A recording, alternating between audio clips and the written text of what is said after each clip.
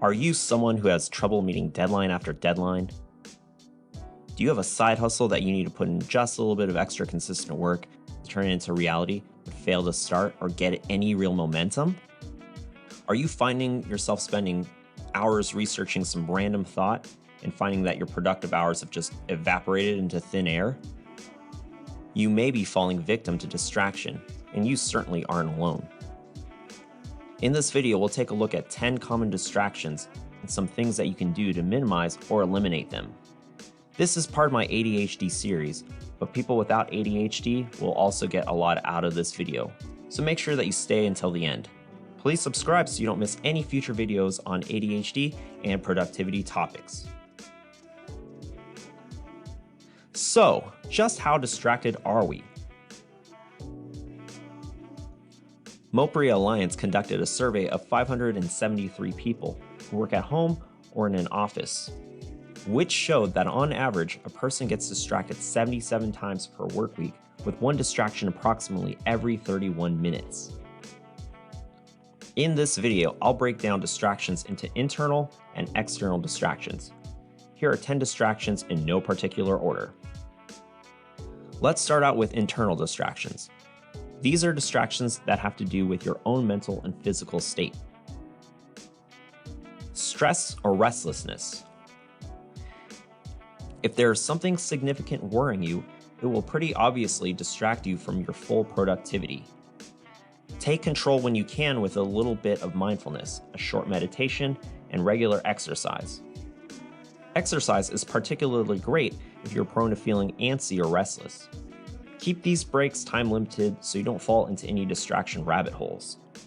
If you have ADHD, you may be more prone to feeling restless at baseline.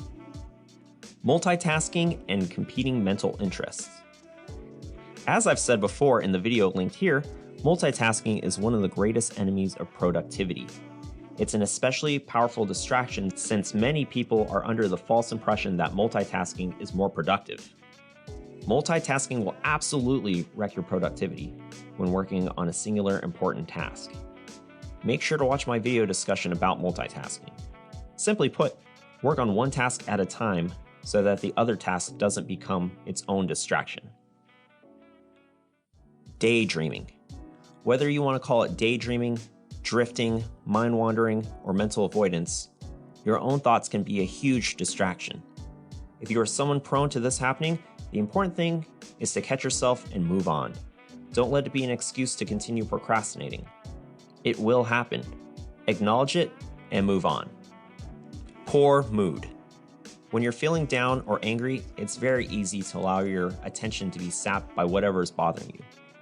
If you are truly in a funk, you would be better off dealing with whatever is bothering you rather than working on something that you can't focus on. But sometimes you have no choice. If you have a chronic mood issue, like major depression, you should consider working with a professional, or you're likely to find yourself in a cycle of poor productivity, worsening both issues.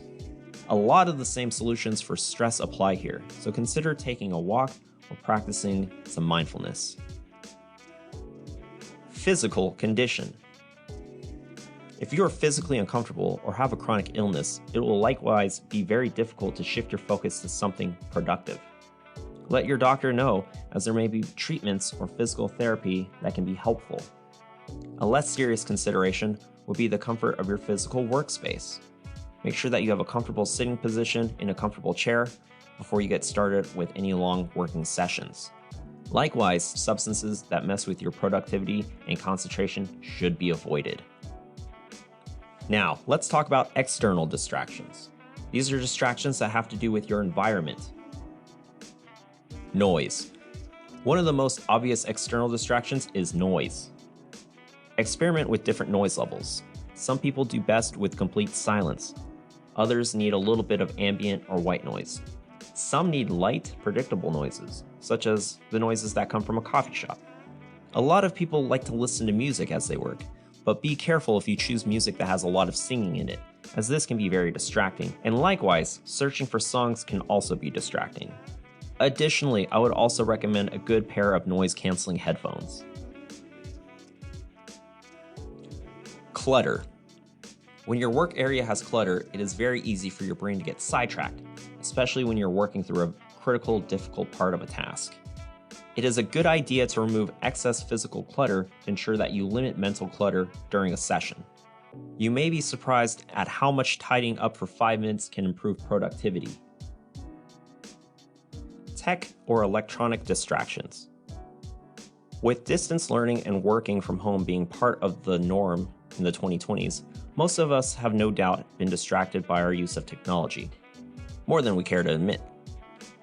But there are a few simple things that you can and should do always in order to minimize tech distractions. Keep the number of tabs to a minimum. One open at a time would be best. Turn off your phone notifications. Get in the habit of scheduling email and text responses rather than immediately responding, unless urgency is built into your position. And if needed, physically distance yourself from your phone.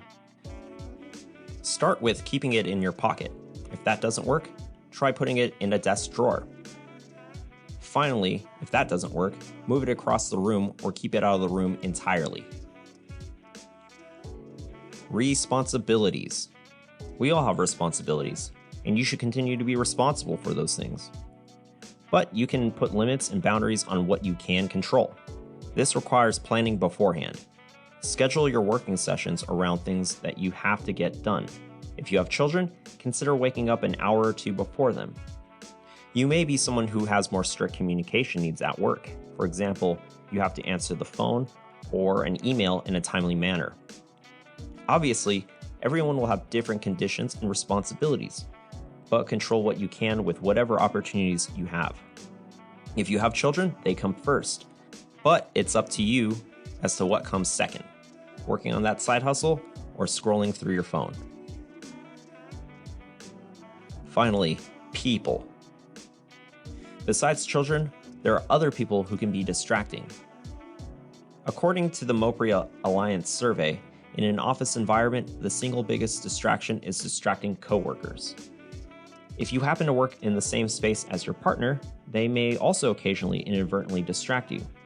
So you may have to specify boundaries when working on an important task. For example, from 8 to noon, you can tell your partner that you'll be working. You can let them know that around noon you can chat for lunchtime. But after that, until 5 o'clock, you'll be back to working and need your full focus once again. Finally, I have a question for you. What is another distraction that you don't see on this list? What have you found personally helps you deal with that distraction? Please let me know down in the comments below, and we can keep this discussion going and make each other more productive and effective learners, workers, or creators.